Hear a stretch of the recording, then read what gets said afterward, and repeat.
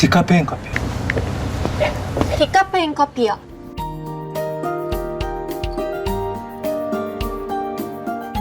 4 বছর পর আবারও বিশ্বজুড়ে আলোচনায় বিটিএস কামব্যাক, নতুন গান সব মিলিয়ে যখন ভক্তদের উচ্ছ্বাস তুঙ্গে, ঠিক তখনই এলো আরেকটি বড় চমক। অভিনয়ে ফিরছেন বিটিএস এর জনপ্রিয় সদস্য কিম তাইয়ং, ভক্তদের মাঝে যার পরিচিতি ভি নামে।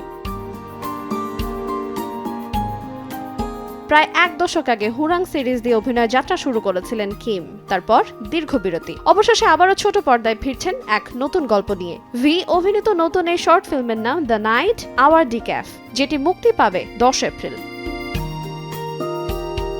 ইতোমধ্যে প্রকাশ পেয়েছে টিজার, যেখানে দেখা গেছে একটি নিরিবিলি কফি শপে কফি অর্ডার করেন ভি। কিছুক্ষণ পর এক নারীও ঠিক একই অর্ডার দেন। চোখে চোখ না পড়লেও যেন শুরু হয় এক অদ্ভুত সংযোগ। তবে তার বিপরীতে নারী চরিত্রে কে অভিনয় করছেন তা অনেকটাই রহস্যময় রয়ে গেছে। এতে ভক্তদের মধ্যে তৈরি হয়েছে বাড়তি কৌতূহল। টিজার প্রকাশের পর থেকে ভক্তদের উচ্ছ্বাসও প্রকাশিত হয় সামাজিক মাধ্যমে।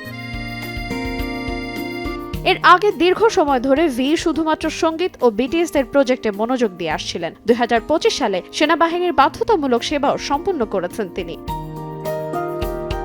এদিকে বিটিএস কামব্যাক করেছে তার নতুন অ্যালবাম আরিরাংয়ের মধ্য দিয়ে। এমনকি সেই মিউজিক ভিডিওতে দেখা গেছে হলিউড তারকা লিলি রেইনহার্টকেও।